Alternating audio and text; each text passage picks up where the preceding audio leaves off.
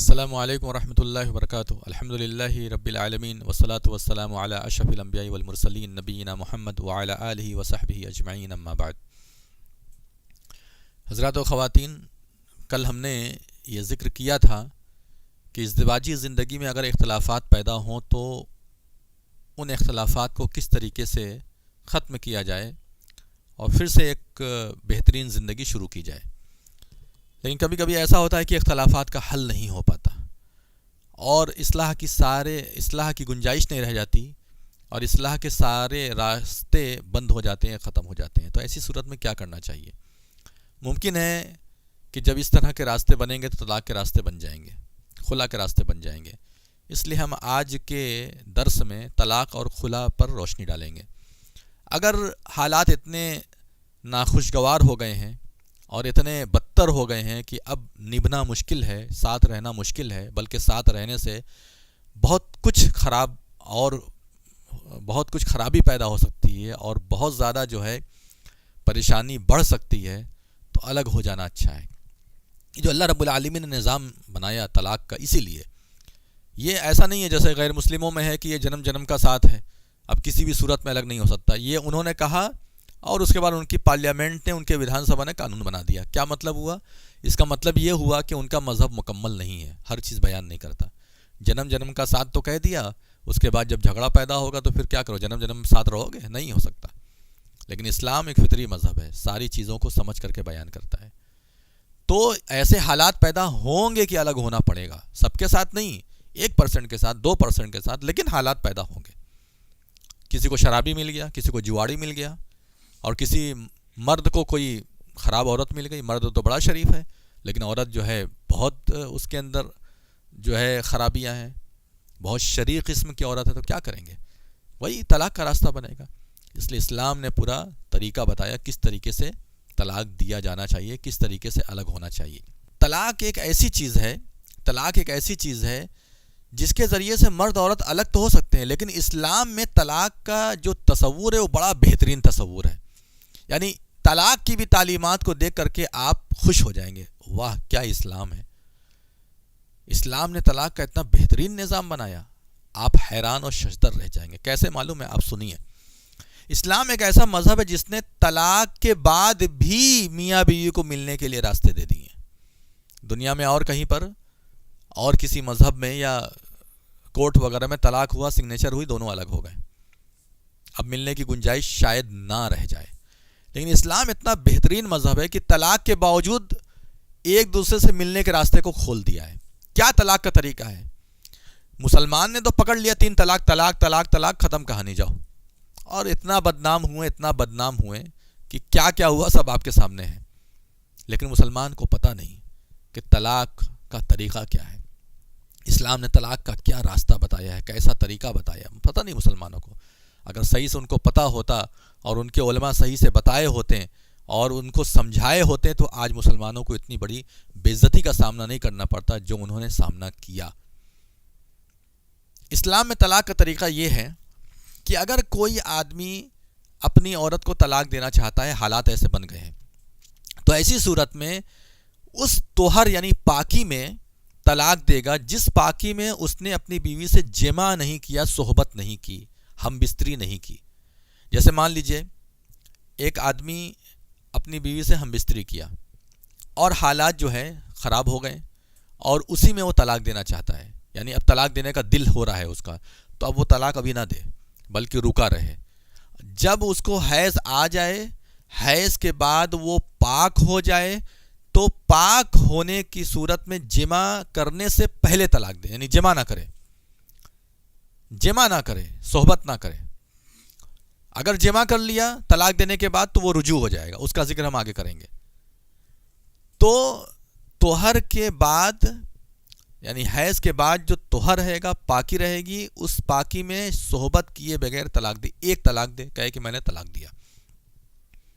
اور اس کے بعد کیا ہوگا؟ اب 3 مہینے تک اس کو موقع دیا جائے گا، چاہے تو مل لے اور چاہے تو چھوڑ دے۔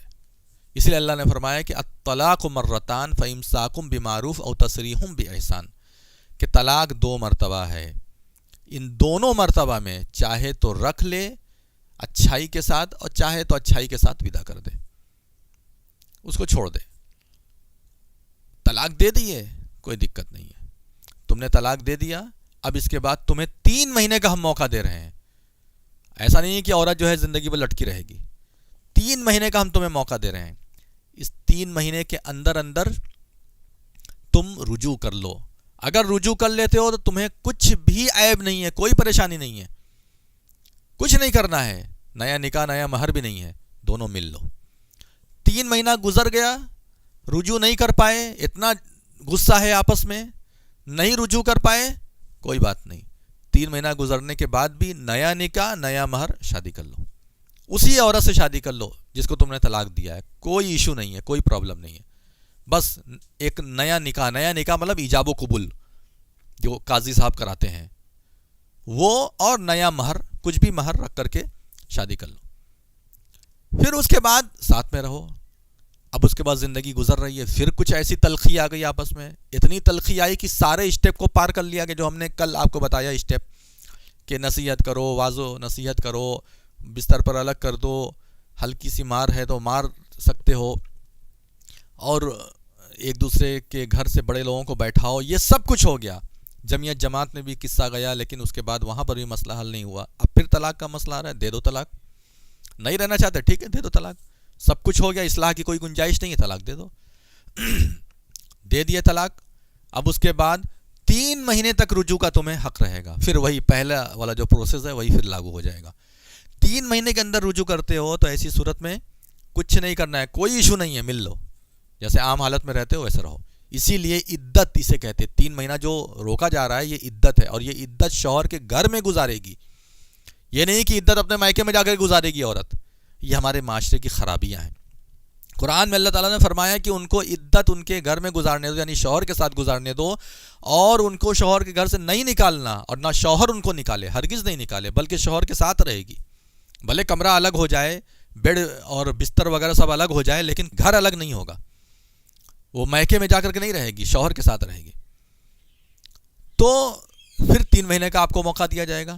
اگر 3 مہینے میں رجوع کر لیا تو ٹھیک ہے، نہیں رجوع کیا ان 3 مہینے میں، پھر اس کے بعد وہ اپنے مائکے چلی جائے گی، جہاں چاہے وہاں جائے، کسی اور سے شادی کرنا ہے کسی اور سے شادی کرے، پہلے والے پروسیس کی طرح۔ لیکن اگر شادی کہیں اور نہیں کی ہے وہ عورت، پھر ملنا چاہتے ہو، نیا نکاح نیا مہر، پھر مل لو۔ اتنا اللہ تبارک و تعالیٰ نے موقع دیا ہے، طلاق کے بعد بھی، طلاق زبان سے نکل چکا ہے، اس کے بعد بھی اللہ تعالیٰ یہ موقع دے رہا ہے۔ اس سے بڑھ کر کے رحم کہیں ملے گا آپ کو؟ یہ تو ہم نے اور تم نے نہ دین کو برباد کیا ہے، ہم نے نہ اپنی جگہ ہسائی کی ہے، ہم نے نہ ان تعلیمات کو صحیح سے اپنی زندگی میں داخل نہیں کیا، عمل نہیں کیا، ہم نے اس طریقے سے اپنے گھریلو مسائل کو حل نہیں کیے، خاندانی نظام کو ہم نے اسلامی نظام کہاں بنایا؟ یہ تو ہماری آپ کی نہ بے بسی ہے، بد نصیبی ہے، اس کو بے بسی نہیں بلکہ بد نصیبی کہو تو ٹھیک ہے۔ جس قوم کو اتنی بہترین کتاب ملی، حدیث کا ذخیرہ ملا، عملی طور پہ نبی صلی اللہ علیہ وسلم نے سب کچھ کر کے دکھایا، صحابہ اکرام نے کر کے دکھایا، یہ سب کچھ ہوتا تھا، طلاق وغیرہ بھی آپ صلی اللہ علیہ وسلم کے زمانے میں ہوتا تھا، نبی صلی اللہ علیہ وسلم نے کبھی طلاق نہیں دیا، لیکن صحابہ اکرام میں یہ سب ہوتا تھا، تو یہ سب مسائل حل ہوتے تھے، تو وہ سب ہمارے لیے اسوہ ہے، نمونہ ہے نا، ہم نے کہاں ان تمام چیزوں سے سبق حاصل کیا۔ اب آپ ساتھ رہ رہے ہیں، 2 طلاق ہو، زندگی کی 2 لائف لائن ہے آپ کے پاس، ان 2 لائف لائن کا آپ نے استعمال کر لیا۔ اب اس کے بعد اب طلاق دے رہے ہو تو بہت سوچ سمجھ کے طلاق دو، یہ عورت کھلونا نہیں ہے۔ 2 بار ہم نے پوری کوشش کی کہ طلاق کے بعد بھی مل لو، لیکن اب تیسری بار یہ سب ہونے والا نہیں ہے۔ 2 طلاق طلاق رجعی ہے، وہی اللہ نے فرمایا کہ طلاق و مرتان، طلاق 2 مرتبہ ہے۔ یہ 2 مرتبہ مطلب کیا ہے؟ رجعت کا حق ہے، یعنی واپس آنے کا حق تمہیں حاصل رہے گا، تم واپس لے سکتے ہو۔ تیسری طلاق اگر دے رہے ہو تو سوچ سمجھ کے دو، کیونکہ وہ عورت ہے، کوئی کھلونا نہیں ہے کہ ہر بار تم طلاق دیتے رہو گے، واپس لاتے رہو گے۔ تیسری مرتبہ اگر طلاق دیے، اب کہانی ختم، اب کچھ نہیں ہو سکتا، اب کچھ نہیں ہو سکتا، راستے سارے بند ہو جائیں گے۔ فَإِن طَلَّقَهَا، پس اگر تیسری طلاق دے دی، فَلَا تَحِلُّ لَهُ حَتَّى تَنكِحَ زَوْجًا غَيْرَهُ، تو اب اس کے بعد یہ طلاق بائنہ ہو گئی، اب اس میں رجوع کا حق ختم ہو گیا، ادھر طلاق ہوا، ادھر وہ اپنے میکے چلی جائے گی، اور اس کے بعد عدت وغیرہ گزارنے کے بعد وہ جو ہے تو کہیں اور شادی کر لے گی۔ اور اگر پیٹ میں بچہ ہے تو ایسی صورت میں جو ہے بچہ پیدا ہونے تک وہ انتظار کرے گی، وغیرہ وغیرہ، سب عدت کے الگ الگ مسائل ہیں، اس کا ہم ذکر کبھی کریں گے عدت کے اور تفصیلات میں. تو اس طریقے سے جو ہے طلاق ہو، یہ تیسری طلاق ہے. اب اگر پھر تم اس سے شادی کرنا چاہتے ہو تو امپاسبل، کیونکہ تم نے تیسری طلاق بھی دے دی. اسی کو کہتے ہیں تین طلاق. یہ تیسری طلاق جو ہے دینے کے بعد شادی ممکن نہیں ہے. ایک راستہ صرف ہے، وہ راستہ تمہارے ہاتھ میں نہیں ہے. ایسے حالات پیدا ہو جائیں وہ راستہ تمہیں مل جائے وہ الگ بات ہے، لیکن تمہارے ہاتھ میں وہ راستہ نہیں ہے. کیا ہے وہ یہ ہے کہ اب وہ عورت کہیں اور جا کر کے شادی کرے، تو شادی کرنے کے بعد اس کے شوہر کا انتقال ہو جائے، اس کا مرڈر نہ کیا جائے، اس کو مارا نہ جائے، بلکہ اس کا انتقال ہو جائے. ایک فطری جیسے موت ہوتی ہے. اور پھر اس کے بعد اگر وہ عورت تمہارے پاس آنا چاہے تو آ سکتی ہے.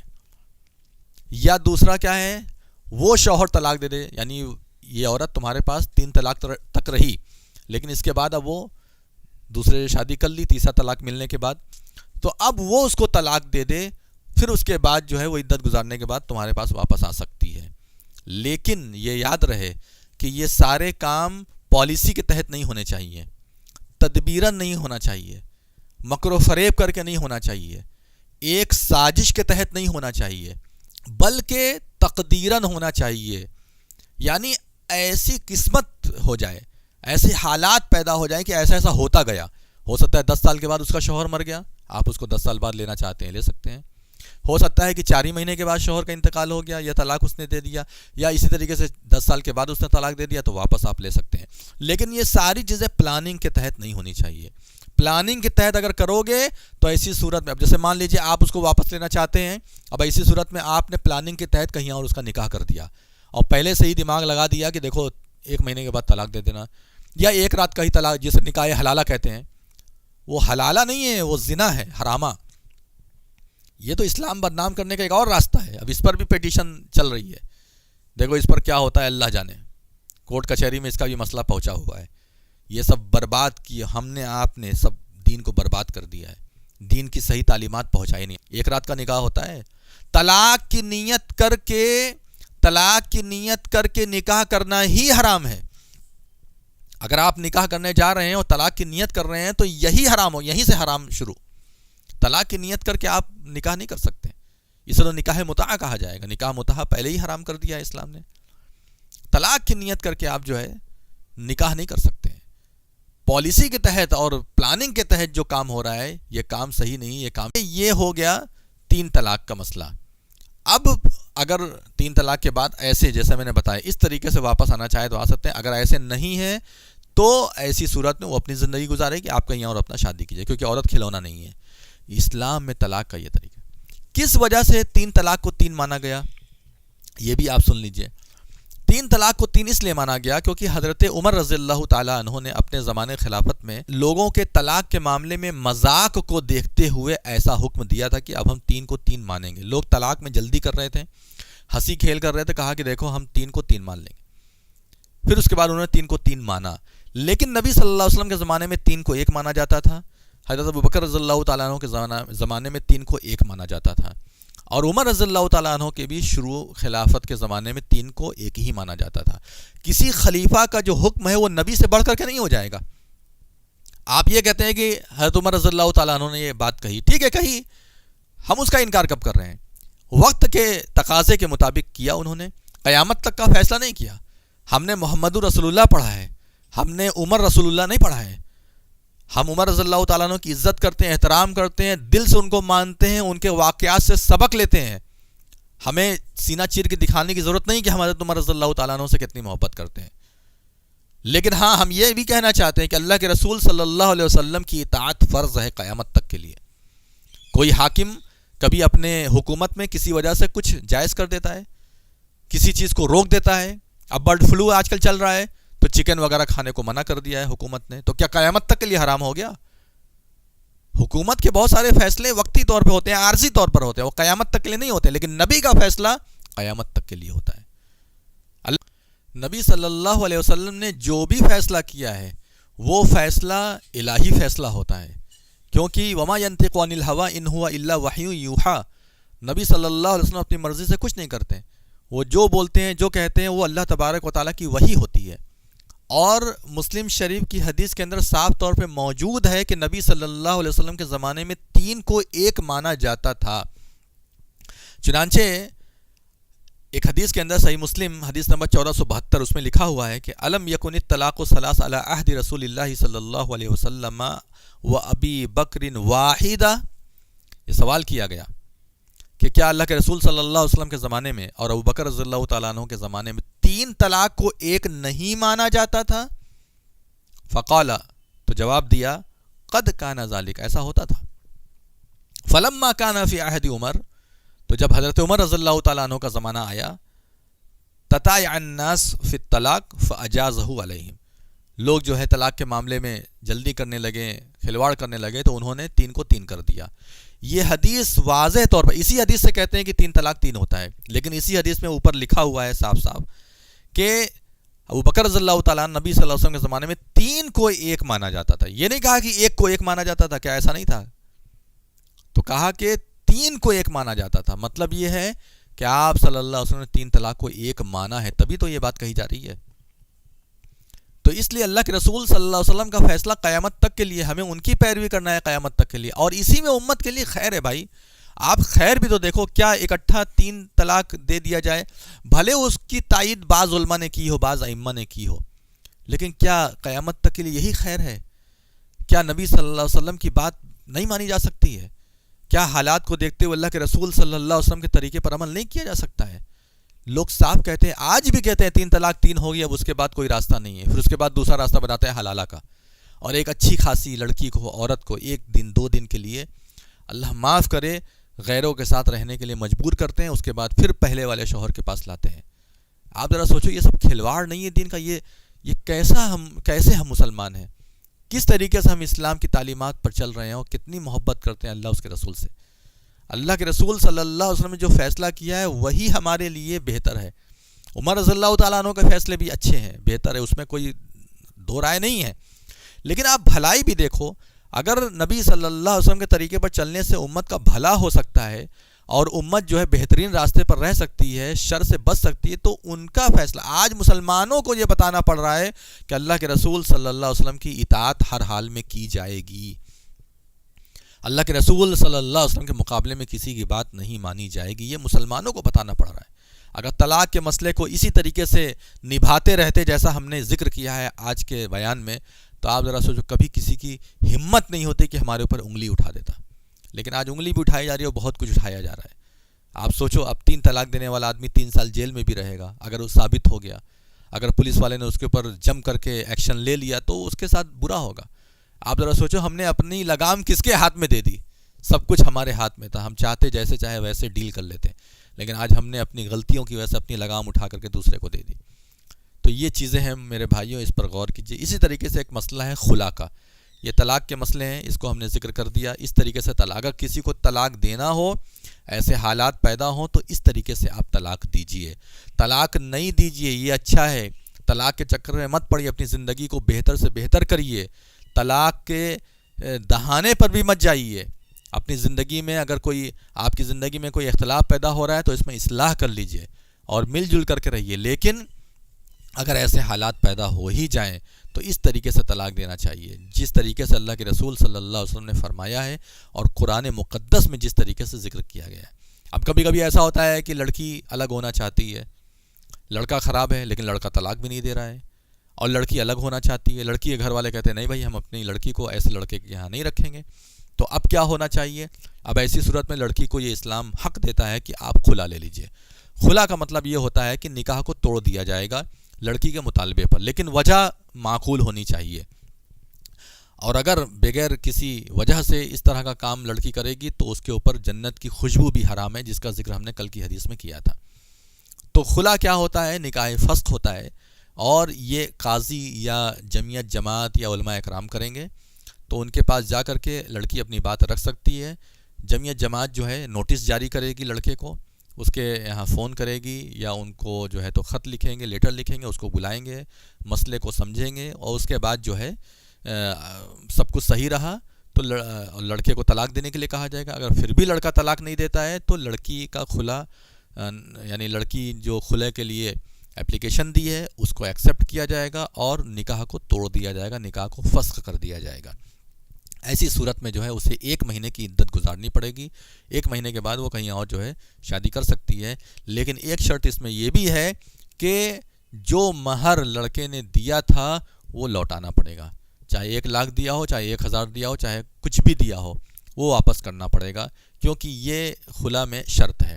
اگر لڑکی خلع کا مطالبہ کر رہی ہے تو ایسی صورت، لڑکا طلاق دے رہا ہے تو نہیں، لیکن اگر لڑکی خلا کا مطالبہ کر رہی ہے، لڑکی خلا کرنا چاہتی ہے، تو ایسی صورت میں جو مہر لڑکے نے دیا ہے وہ مہر جو ہے لڑکے کو واپس کرنا پڑے گا۔